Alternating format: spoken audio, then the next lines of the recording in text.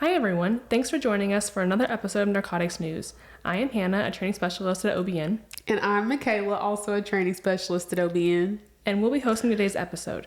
We're honored to be joined by 4 guests from Family Supporting Families to discuss a very difficult topic, fentanyl overdose, and how it has impacted our guests' lives. To start, could you all please introduce yourselves? My name's Whitney Ruggles. I am Hunter Hamilton's mom. He was 15 years old when he passed. I'm Delana Pritchard. I'm Gavin Long's mom. He was 24 years old when he passed in 2022. I'm Keith Montgomery. My daughter, Leah Marie, she was 30, died from a fentanyl overdose in 2020. My name is Rebecca Brown. My son is Cole Brown. He is forever 18. He passed away September 2nd, 2021. And could you all talk a little bit about what Family Supporting Families is? Yeah, our group, we go out into schools, into the public community. We do events. We're just trying to spread awareness about the opioid crisis. We do fentanyl awareness at the schools. We hand out Narcan in the community. We also demonstrate how to use Narcan. We have like a little dummy, Lucky is his name, that we demonstrate how to give Narcan. We also use our resource officers that go with us to just talk about what's going on and what's out there and what's available. It's kind of help that we can get. How did you all find each other? How did you find the group? They found me.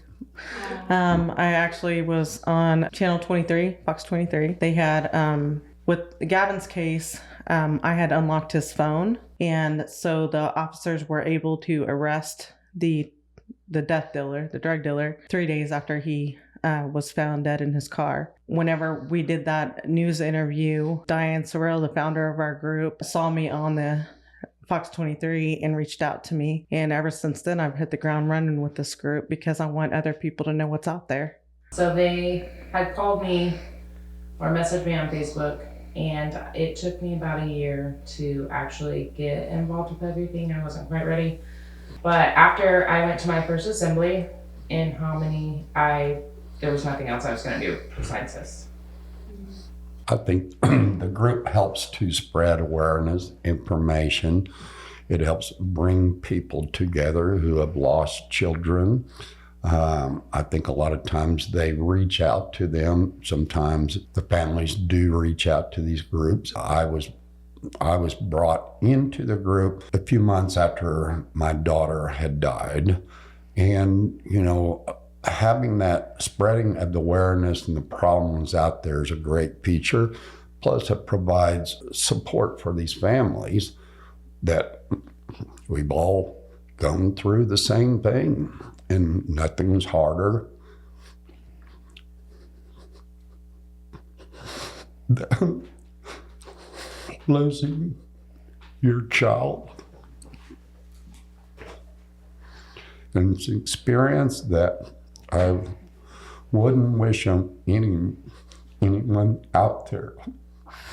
The more awareness that we can provide, hopefully it may save a life.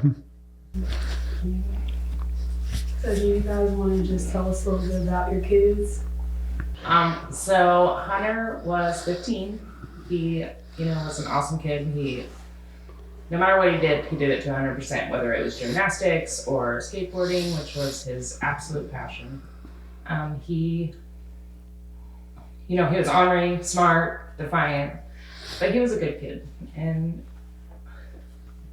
so one night he decided that him and his friends were gonna, have drugs delivered to the house, and they waited until his dad went to sleep and they decided to experiment. Well, now his friend is still here, but he is not. So, sorry. So he had enough fentanyl to kill 7 people in his system. Gavin Long, he was a good kid too.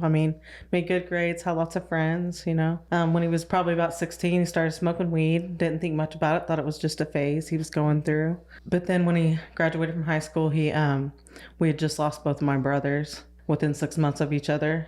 He was real close to his uncles, and I think he kind of took that kind of hard, but didn't talk about it. I think he was just trying to be the man, you know. And he moved out, and I think him and his a girlfriend that he was dating, who wasn't the greatest influence, started using some harder stuff. Of course, I didn't know about it until later. And I think he just kind of struggled with it, but he always kept it hidden. He always kept a job, always kept everything, so you wouldn't know that he was an addict.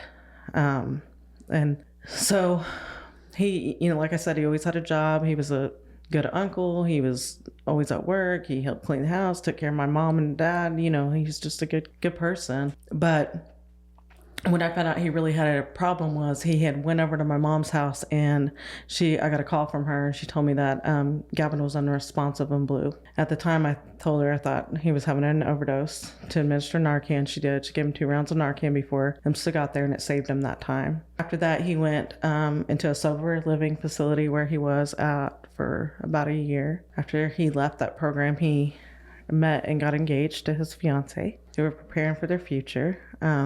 His birthday was September 4th, so we were going to go visit him for his birthday and see their new place. But all that changed on August 30th. I got a phone call that he didn't show up to pick up his fiance from work, which was unlike him.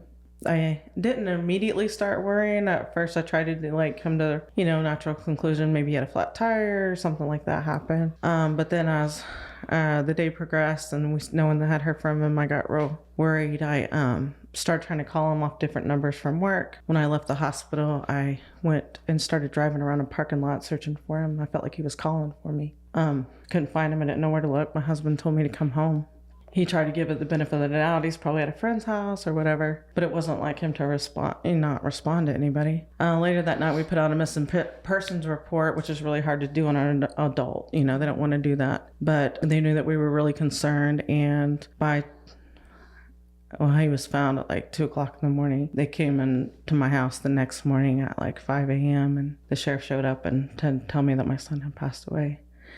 They asked me if I knew what was going on. Of course I didn't. They asked if we had access to his phone. I gave him the phone records, unlocked his phone, and that's what led to the arrest of his death dealer. I would say, like, in a case like that, it's real important to unlock your child's phone. Don't be ashamed of that. Don't be ashamed of what's going to be on there. That's the only way you're going to get the truth. And that was what was important to me. I needed to know exactly what happened. Gavin didn't want to die. He wouldn't want him to leave us. But unfortunately, that's what happened. That one relapse. Well, my daughter Limery, growing up, she's a wonderful kid, gifted in sports, academics, very involved in school activities. She never met a stranger, very outgoing, just all around wonderful kid. She met a guy and started dating, and she started using drugs with him. And she went through a period of time there where she was in a fairly significant state of addiction.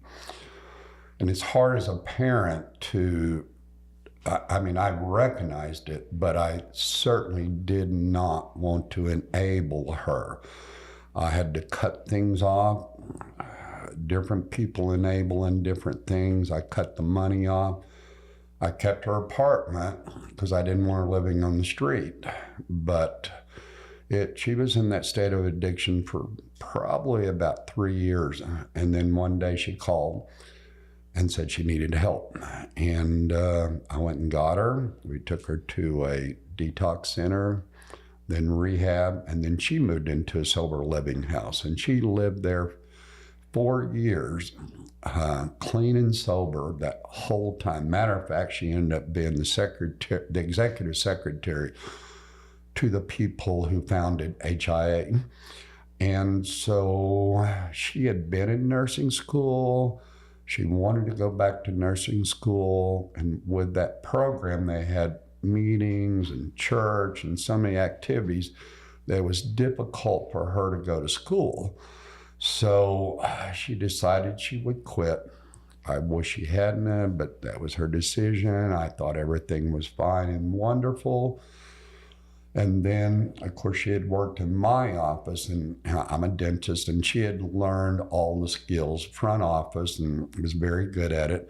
So she went to work at an office that she had worked at before her addiction. They opened her back, welcomed her back, open arms. And she had only been there 7 weeks, and she befriended a girl that worked there who no one knew her history, but was also responsible for her cousin's death with fentanyl. She had her children taken away because they were young and she was going and doing drugs in houses. And again, no one knew this. And so then, like I said, they got to be friends, and she died August the 6th. Her birthday's August the 8th. Her friend from work took her out to celebrate her birthday, and she gave her an oxy pill. They got in the car. They never made it out of the parking lot. They both passed out. Saving grace, the one girl came to, and she did call 911. Of course, paramedics got there and worked on her, but obviously it was too late. They took her to the hospital, and we got the call from the emergency room about 10:30 at night that she had passed. And it was just such a shock because she had been clean and sober all this time. And to this day, it's like, why would you do that? I don't know, just celebrating birthday or somebody saying, hey, it's not going to hurt you anyway. But it was just one of those one-time deals like a lot of kids do. And I spread awareness. I speak on panels. I've done interviews. Anything that I can do to get that out there, because even now, a lot of people are not even aware of what's going on. It is absolutely stunning that some of these people, it's like, are you not watching the news or what? And I can tell you right now, I've been to several funerals, young kids. And people don't think it's going to happen to them. I hear stories, my dealer would never deal in that. It's like, what are you thinking? But getting that awareness out, educating people, spring break. All these kids are going on spring break, and I'd seen them in my office. Everyone, I told them my story. I said, you're going to be on spring break, Florida, Mexico. There's going to be parties. And you're going to try, people are going to give you things. Do not take it. And I think that it's important, as you said too, that it's not just those who have a current addiction that one time can kill, unfortunately, because you don't know what could be in it. And that it can impact anyone who takes a medication like that without knowing what's in it. Well, I tell people all the time today, we are almost at a point where either you will have a family member affected by death, or you're going to know someone who's lost someone associated with fentanyl. It's so frequent and occurs so much. I can say so many great things about Cole. He had a wonderful smile. He had this beautiful brown curly hair you could see from miles away. He was rather shy, but once you got to know him, he was so funny. He had a lot to say. He loved to work, which was a good characteristic. He liked to work. He liked to make money. In school, he played baseball. He shot 4th in the state of California for trap shooting his first year. He was really good at that. He loved his family, and we absolutely loved him just as much. For Cole, he had all these great things about him, but when his dad passed away when he was almost 13, that really was hard for him. He struggled with that. He has a brother and a sister also that were younger than him, but out of the 3, he definitely took it the hardest because he was the oldest. After that, he kind of started getting depressed, of course, as a parent, took him to a counselor, which I have to say mental health and drugs sometimes go hand in hand in a lot of these stories that I've heard in our group. But he, of course, I put him in front of a counselor, and the counselor finally told me, you can't help somebody who don't want to talk. I cried because I knew he needed it. But for especially a teenage boy, it's so hard to put into words how you're feeling and share that with somebody. So I'm sure you know where this is leading, but that turned to him experimenting with drugs. In 8th grade, he took his first Adderall from a friend. Of course, we found out, and I have to say, every time we found out Cole was doing drugs, it was not allowed in our home. It was not allowed to be done, and we would give him a consequence, like every parent. First, I thought as a parent that, kids experiment, right? Because start with an Adderall, smoking weed, vaping, those kinds of things. Unfortunately for Cole, it seemed like it was becoming a bigger issue because then he started trying other things, pills. After he passed away, I got his phone and he kept a list. I can tell you I'm not proud of that list on his notes. I wish I never saw it. I would never want to know half the things that he tried. But he was definitely experimenting. I think a lot was for his age because he started young. It was at first to not, stop fillings with it. Drug use is a lot of time people do that to not fill because you don't feel anything when you do drugs. And then a lot of it was just experimentation as a kid. What is this going to do? How is this? Kids look things up. He looked things up on his phone. They do that now. Right. They Google everything. Netflix, they have videos. Cole had a station that, his little Netflix, and now that he passed, I looked on there and he was watching videos on what this drug does or that. So they have all of that out there, like in their fingertips, with these phones that we give them. But so Cole struggled with the depression. He actually was suicidal at certain points in his life. We got through all of that. He was like a roller coaster ride. It would seem like he would be doing drugs and then he wouldn't. And then he'd do drugs and then he wouldn't. He would do drugs and then he wouldn't. So he went through all of this. We had him in a couple outpatient programs during this time. It was COVID. So it was very difficult. And I have to say, we lived in California at the time when all this was going on. And it was very difficult to get him help as a teen.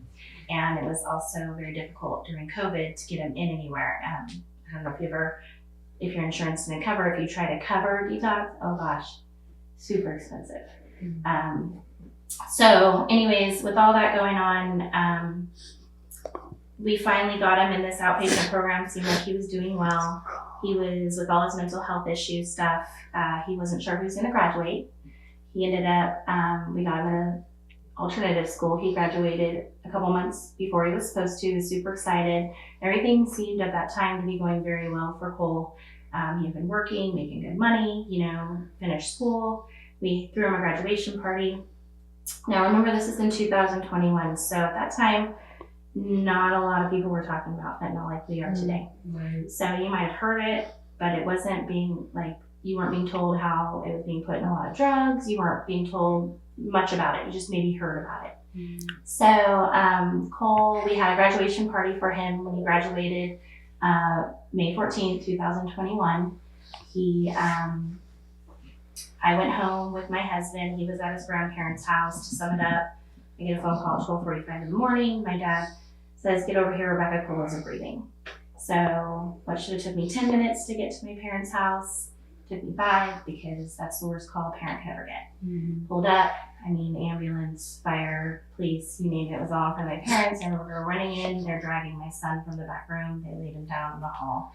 And what I was told, he had no pulse, he wasn't breathing.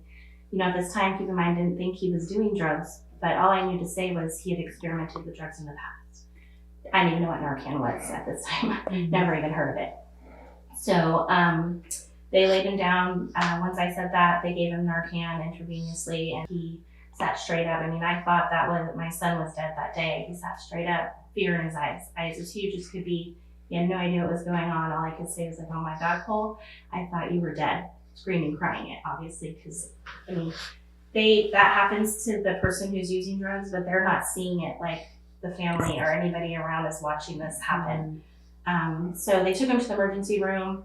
when we got to the emergency room, this was the first time I really had heard anybody mention fentanyl. The nurse said, "What did you take?" He said, "I took a Percocet." She says, "No, son, you took something that had fentanyl in it." That's all we heard. No one, when he got released from there, no one said, "Hey, this is what fentanyl is. Hey, would you like Narcan? Hey, mom, hey, dad, hey, grandma," like nothing, right? No one was talking about it. So they sent Cole home. I thought, they say every person has to hit their rock bottom. I thought for sure that was his rock bottom. That scared him because what happens is when you take fentanyl, it suppresses your breathing. And eventually everything shuts down, you stop breathing. That's how it works. So when he was at the emergency room, his machine kept going off because the scary part is when you get brought back from Narcan, you have to go to the emergency room, or from fentanyl, you have to go and consistently be watched because you can overdose again and again, and you can essentially die. So the machine he was on at the emergency room kept going off, and he would like freak out, and the nurse was like, "Oh, well, that's your body relaxing again, and we have to give you more Narcan to stop, like to reverse it." So once he came home, like I said, it scared him. I thought that he would never try it again. He was afraid to sleep. An 18-year-old boy afraid to sleep in his own room. He was laying on the couch, stuff like that. And to this day, I'm not really sure, like you had that question, Keith, about your daughter, like, why would you do it knowing that? I think that he thought that was a random thing, like, what are the chances it's going to happen to me again?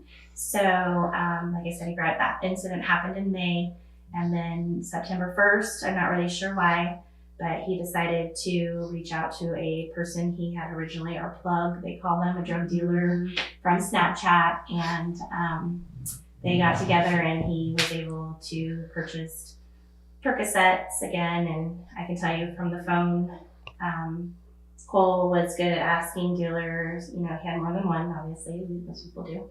And like, "Hey, is it the real deal?" And the dealer actually showed him a picture of a prescription bottle, making Cole believe. I mean, if you could read the text in my son's phone, it makes me literally sick to my stomach because this dealer is trying to tell my son how to take this. Like, he's friending him. Like, he's letting him think he actually cares. And he didn't. And when Cole said, "Well, I don't want anything fake," I think Cole must have texted that 5 or 6 times. And the dealer finally sent him a picture of a prescription bottle, making him think it was a prescribed pill. Let me tell you, what you're getting on the street these days are not prescribed. Don't be tricked. Don't be fooled. So Cole bought it and laid down, never woke up. And that was the day we were moving. We found out he passed the day we were moving to Oklahoma that day. Wow. So needless to say, we did not move that day and stayed another month. And then I got my son cremated and brought him to Oklahoma with us. It doesn't make a difference to me that he passed in California because this is happening in every state. Right. It could easily have happened once we got here. But yeah, that's what happened to my son. And since he passed away, I can't express to you how much I feel driven to personally to educate kids. Because I wish that some mom had been standing in front of my son in 2021 telling their kid's story and how it changed their lives. Because maybe he would have made a better choice. Maybe it would have changed his way of thinking. Because I can tell you, I always think the day he passed, he probably died and thought, "Oh my God, my mom." Because I know he would have never wanted to leave me here. I mean, once he passed, I never ever even thought I'd lose a kid before. Like, that's not the order. You don't even think that way. Right. But once he died, I was like, I was devastated, in shock for a long time. Had to move, drive all the way here from California to Oklahoma. I mean, I cried the whole way. It was awful. For 5 months, I sat in my house and didn't want to be here either. I cried so much, my dogs cried with me. I mean, it was awful. Went and saw a counselor, reached out to a group that I had been involved with online called Drug Induced Homicide, which now I'm part of that group out here for Oklahoma. We have a site on Facebook where we try to help people get prosecution and get justice for their loved ones who have lost their life to drug-related death, and particularly now it's fentanyl poisoning. And I call it fentanyl poisoning because to me it's not an overdose. It's a lot of these people are unaware that is in the drug they're taking. They might be thinking they're taking a Percocet, an Adderall, marijuana, vaping, whatever their choice is, and it's killing them. So essentially they're being poisoned to death. I mean, there's no drug out there where 2 grains of salt is enough to kill somebody. It's unfathomable to me to think that that amount killed my son. My son had enough in his system to kill 3 grown adults. So I mean, essentially that's like 6 grains of salt, which is nothing, you know. So that's why I'm here. I always say I probably will share about it until the day I take my last breath. I owe that to my son and other families. Well, I really appreciate you all coming out today, of course, and telling your stories. And I'll admit that as someone who is so young, of course, I can't personally relate because I don't have kids myself yet. But my grandmother, she has lost 3 of her 5 children, not to drug use, but to other things. And speaking with her one time in the hospital after her 3rd one passed, and she said, this isn't how it's supposed to be. You know, this isn't like I'm supposed to go before they go. And watching her break was probably one of the hardest I've ever had to do. And I know that it can be so hard, so I appreciate y'all coming out today. So one thing that I'm kind of curious about with such a potentially difficult age of teenagehood, even young adulthood, right? And you all mentioned that there was some peer influence as well with people who may not have been the best influence that were in the same similar age group or with their relationships.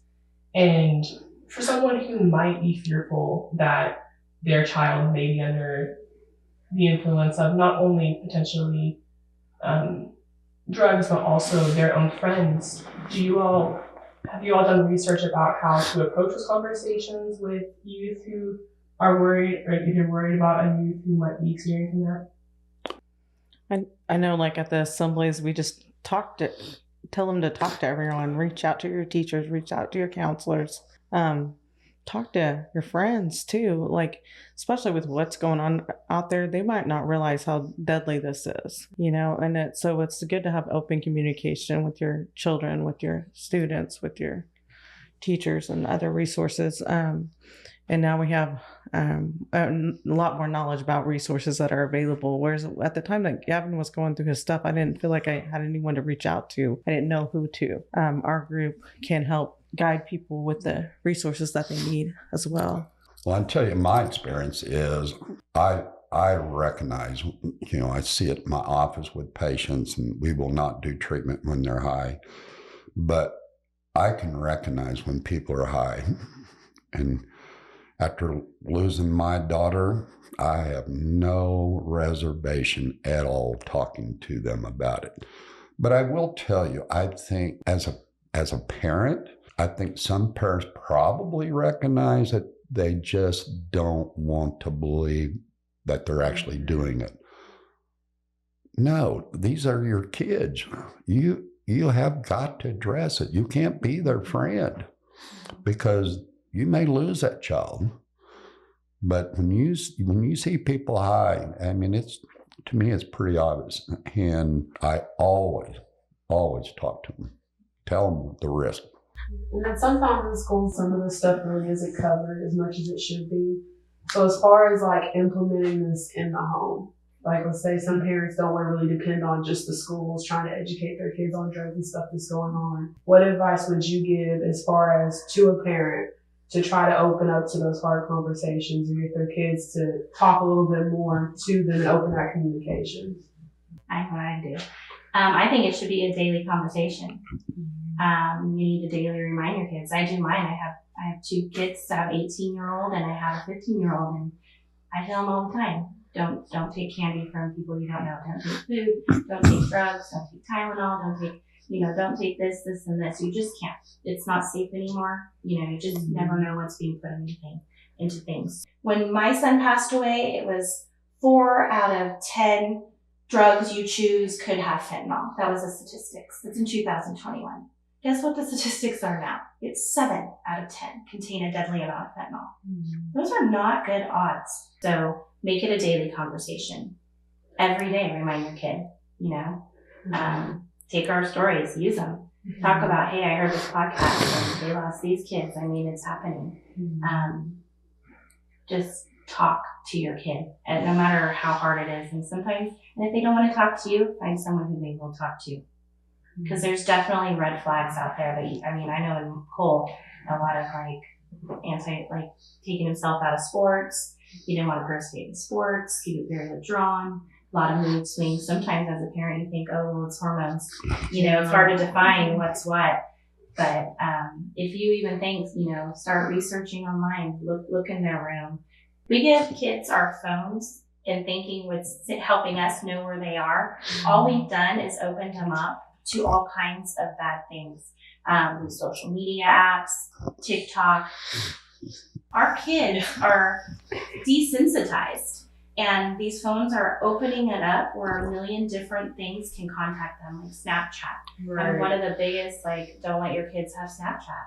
They have hidden features. They have maps that they can contact your kid, and it disappears within 24 hours. Right. And you don't even know. You don't know what they're sending kids menus to sell drugs to them. Your kid doesn't even have to go, when I was growing up, which I'm going to say how old I was, but this was, 30 years ago, you had to go out and look for drugs.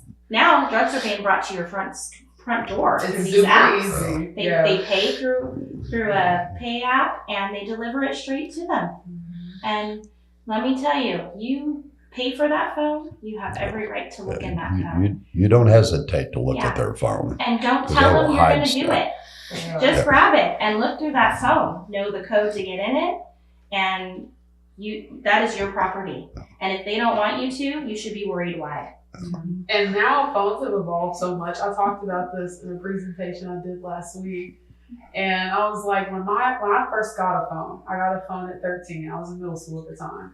It was a peak Motorola flip phone to text or to call. That's it. Those are the only two features it had, text or call. And now it's like you got iPhones and all these fancy Samsung devices. And now it's like kids that are 13 and younger have better phones than I do. I'm like, oh, okay. I had an iPod Touch, and that thing was crap. I had a pager. No. It's because my sisters are blue. my sisters are 10 years older than I am, so they're always like, Hannah, we didn't even have phones. What are we talking about? We had the hamburger desk phone in our bedroom. We didn't even get that. Yeah. But I can say now I've learned to appreciate my parents doing those phone checks every night. I hated it at first because it's like, I want my, kids, I need my privacy, Mom. I'm a teenager, I'm this. But it's like after a while, you start to appreciate that because it's like, for one, they care. Yeah. And two, they just want to know because I really didn't talk to my parents as often as a teen because I felt like they wouldn't understand or, now it's like things have changed. It's not how it used to be when y'all were kids. I don't feel like you guys would get it. But now that my parents have done that, they did check my phone. I got in trouble for a lot of things, but were you a troublemaker? That's not the point. But like I said, those phone checks help. Those moments of discipline and consequences help because now that I see they did all that stuff, they showed to me. I look at my friends that I had, my classmates that I had and graduated with, and they're far gone off stuff that they tried to protect me from. So, like I said, you learn to appreciate. You're gonna hate it at first, but your parents only doing what's best for you. And I tell kids that all the time. I'll say that mine didn't. They weren't really that worried about me, but I also grew up with two doctors, so they would constantly tell me the repercussions. Yeah. So that was it was drilled into you, from a young age. I remember being a kid, and they were like, every drug you take has a possible negative effect. They were not. They made sure that you knew. Yeah, my dad being in law enforcement, he saw a lot too. So it's like I had that. Makayla, I had to deal with this today. You do not want to go down that road. Because I had such a strong influence, I was kind of straight and narrow as a kid. They were like, oh, she's so overbehaved. But one of the weird things to me was that adults at least would tell me, hey, well, your youth is the time to make mistakes. And I think that comment is supposed to help you not feel bad for the mistakes that do happen because life does have mistakes, But on the weird converse, I almost felt that I was not being adventurous enough. How do you discover who you are if you're not being adventurous? Because oh, well, it's the time to do that. When you become an adult, you have responsibilities, And so I think that that's something that I really had to think through and be like, you don't have to find yourself by exploration of things that are risky. Like I grew up to be like a fine adult. Like I'm fine now, even though I felt like my friends like, oh, you have to like know so that way you know who you are. And I'm like, well, I do know who I am. Yeah. Like Now our generation is you stuff that's scary and life threatening, so Right. I'll pass. Yeah. Well, yeah, like now, one mistake and that's it. Right. Yeah. And you don't have the opportunity to make a mistake. Get a second as a chance. teen. Right. You don't get the second chance, like you just said. It's just a different world of drugs. Fentanyl has changed everything. Right. Everything when it comes to illicit drugs. For me, it's so difficult to lose a child, but I know families that have lost 2, 3, 4 kids to fentanyl. Yeah, you better commit me if I lose another. I don't have, they have strength, like unbelievable strength, because I couldn't live. I don't think I could either. And let me just say too, I try to tell parents there's a lot of times like going back to the kids getting drugs delivered to their door. Check out, say goodnight to your kids, and then get up at 45 minutes later or so and check on them again. Because a lot of times they're getting it, and kids are being found, anybody being found deceased in their bed the next morning or sitting at their desks because they're thinking they're going to get high. They're not thinking they're going to die. But I'm just saying parents need to check, double check. I mean, it's scary now to know that you can be in your home where everybody's supposed to be safe and you could have a child dying in the next room. I haven't seen a whole lot of data about the potential of the spiking of marijuana, but is that like a recent trend? It happens. I've seen it through other stories, but like I said, this colleague, my dental colleague, lost her son, and he was smoking pot. Our group, Family Supporting Families, we have over 370 families that have joined our group. When I first joined in 2021, we only had 169 families. So that can give you like how many lives are being affected by fentanyl-related deaths. To piggyback off of the marijuana question you asked, so there are several families we have who, when their toxicology reports came back, all they had was marijuana and fentanyl, and all they did was smoke weed. So I know we say, like we go into schools and talk to community, and you say, oh, your weed could be laced with fentanyl. Well, you kind of sometimes get people like, yeah, right, they're just trying to scare us. No, it's true. It's happening. Vapes, it's being put in vape liquids and cartridges. At the schools, we have a return your vape, no question asked box. We have had vapes returned, and I go home and I always research what those vape cartridges, like if they return the whole vape, what kind of vape it is. The ones we're getting back are ones that have been recalled. And the reason they're recalled is because they're easily tampered with. That means they could be taking that little cartridge out, putting anything inside that, and you don't know what's in there. And we're talking about illicit vapes. Not the ones necessarily that you're going and getting in packages at stores. We're talking about ones that you're getting off of, like maybe someone off Snapchat, because we all know that's a big one that people use to locate where they can purchase drugs because it's easily to hide yourself on that. Or on, you meet a friend and you just get it from them. I mean, kids are even vaping at school and hiding them up. It was like a year and a half ago almost, maybe, there was a school where they had 7 kids that had dropped. They took them in. Delana can piggyback off this as well, but when they went to the school, they looked up in the rafter, the little ceiling tiles. They found out over 160 vape pens. And what they're doing is they're sticking them in there. They're just going in, pulling them out, and vaping. You don't know what's in that. Right. We did an assembly at a school in Tulsa, and I had to go to the bathroom before it started, as always. So, I went in there and was going to use the faculty. Well, I didn't have time to wait. There was a line, so I went to the kids' bathroom and used the girls' bathroom. There was a group of girls, and she hit her vape real quick. And I just, in my right mind, couldn't just walk in and go to the bathroom and pretend I didn't see it. So I walked through the stall, I walked back out. It's like, by the way, I saw your vape. I'm like, I just want to share a little bit of information with you on this. I'm all, are you aware, like, if you don't know where you got that from, if it wasn't packaged and it's not from like a vape shop or somewhere legit, I'm all, you don't know what's in that. I'm all, people are putting fentanyl in it. It could have anything in it. So I'm like, if you're gonna do it, which I don't say do it, but make sure you know where you're getting that stuff from. I get mad because I lost my son to something that I feel maybe if a little bit more education had been out there and kids being taught about it and the information available to them, maybe he could have been saved. But it makes me so mad. I get so mad because these kids aren't even realizing how dangerous it is. Like, everybody makes fun. Don't push, just say no. Well, that's where it's getting to be in this world. So kids think they're experimenting. People are just doing their drugs, think it's safe. Oh, I've done this before. It's no longer safe. Drugs have changed. They're no longer the same. So when the question was about marijuana, if you're getting illicitly, you do not know what's in it. They soak it, they spray it, and yes, it is not true that if you burn it, it burns off fentanyl. Because let me tell you, that's how they smoke fentanyl. Right. Smash it, burn it. So you cannot burn off fentanyl. So yeah, if you're getting something you don't know where it's from, you have a high chance of it possibly a drug, an illicit drug, what we're talking about here, could contain fentanyl. I even had one time where I had a kid tell me, because I was just asking during the presentation, I was like, why is it that some of you feel that you need to try these things that are putting your lives at risk in order to have fun or fit in? And I had a kid tell me YOLO. Yes, you only live once, but life is precious. And then life, it goes by so fast.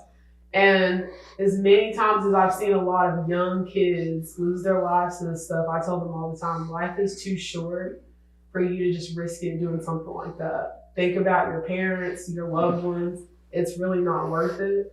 And even if you do live after that one time, there's no guarantee that next time you will be here. Yeah, to go off of that, I remember one time I said that to my cousin as a joke. And it was funny because he turned to me and he goes, maybe that's why you should be careful, because you only live once. Right. And I was joking with him in the first place because I don't really live by the YOLO mindset. Yeah. I don't think I would work here if I did. But it was really funny. Like, I mean, he's quite a bit older than I am, but it was funny to hear him turn around and say, he was like, that's why you should be careful, because you only get one life. Yeah, they don't really take it as serious as they should. Now when I do presentations, it's like a joke. Like, I'll have some kids laugh. I'll have some people, I vape or I do this and I'm okay. I'm here, I'm fine. And I'm like, okay, but it's like, your clock is ticking. Like, what else are you doing? You're playing Russian roulette. Right. I mean, when my daughter died, the OSBI, I think, was telling me at that time when they'd confiscate pills, they would test them. 1 in 4 had lethal doses at that time. So you're playing Russian roulette? When we do assemblies, we really try to get into them like they're not invincible. Because of, like you're saying, a lot of kids think it's not going to happen to me. Right. Same as parents. It's not going to happen to my kid. Yeah. But let me tell you what, if you ask every family that's lost their child, they would tell you the exact same thing. I never thought that would happen to my son. I never thought that would happen to my daughter. Like, what are the chances? But it seems as though until it actually affects you, you're not willing, like, people aren't willing to do anything about it, to listen to it. We do, like community events along with these assemblies, and it's shocking to me how little amount of people come. But I'm like, because they haven't been affected by it. Right. I wish I would have known about it before I was affected by it. That's the idea behind educating our kids. Absolutely. Our kids should be our number one priority. I mean, we're losing a whole generation to fentanyl. And people don't even realize that. They say like every 4.75 minutes in the US, someone's dying from a drug-related death. And 80% of those are fentanyl deaths. That's the most craziest statistic that's never been happening in all of US history. We lose more people in a year to drugs and fentanyl than we do in Vietnam War. The drugs, unfortunately, it's destroying these kids' lives, even if they don't die. They become severely addicted. Then what do they do to get the money for drugs, then they turn to crime, stealing, whatever. Parents can have them at home because they can't trust them. They end up with, some of them get caught, and some of it's serious. Now they got a felony on their record that they'll never be resolved. So it's destroying a lot of kids' lives, the drug addiction. But the drug death changes families' lives. From then on, You're not the same. Your family's never the same. You're not the same person when you lose a child. I know all of us can contest to that. And from who I was in 2021 to now, it doesn't different. I mean, grief hits everybody in different ways, but you don't ever get over it, and you miss them. I'll miss my child to the day I take my last breath. Some days are worse than others. Talking about it is difficult. I know we make it sound like it's easy, but I know everybody sitting here, our ultimate goal is to not have another family ever have to be in our shoes. And that is the defining factor that pushes us in our group to get the word out there. Not only to support each other, when we're all together, we feel like we're not alone in it, because they everybody with us understands what we go through and how we feel, and nothing you say freaks them out or makes them feel like, it's usually, I get that, I've been there, I understand. I know for me that when I joined the group, it was a blessing because I was able to see, for me, thinking in the future to live 40 more years without my son, it's hard to think that far. But how can I live like that without him? But to see other moms that are doing it and have lost their child longer than I have, and they're still functioning, they're still living, they're still able to make it, that gives me hope that I can do it too. If your child is struggling, or you have a family member or someone you love, don't feel embarrassed to reach out for help. There's this huge stigma around it. Even for myself, I know when my son was going through it, like, you don't want anybody to know because you don't want them to judge you as a parent, and you don't want them to judge your child. But let me tell you what, there's help out there. There's plenty of people you can reach out to. Reach out to our group, Family Supporting Families on Facebook. If you can't join our group because you haven't immediately lost someone, we'll connect you with someone. There's SAMHSA out there. They have a hotline, SAMHSA, am I saying that right? And then there's Hope is Alive. There's Grand Recovery, Creoaks. There's plenty of people you can speak with. And don't be ashamed to talk to your friends, because after Cole died, some of the moms came up to me and was like, oh, my son's struggling, my daughter's struggling. And it's like they didn't have anybody to talk to until my son actually passed away. And that's sad, and I totally retrained my way of thinking about that. Like, the drugs didn't define my son and who he was, or any of our kids. Right. So do not feel guilt, do not feel ashamed. Don't think the stigma, there's a huge stigma around it, but please reach out for help, talk about it before it is too late.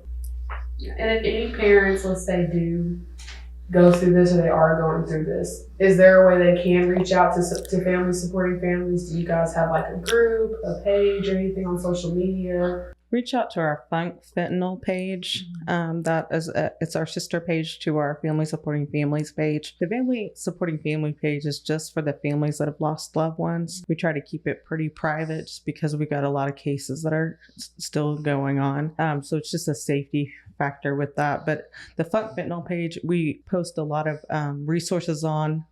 It's not like you said that. But you might need to emphasize the first. F-U-N-K. It's not like No. We have the Funk Fentanyl. Sorry. There's the Funk Fentanyl Facebook page, and there's a Funk Fentanyl Instagram page. But then there's a OKDIH awareness @gmail.com.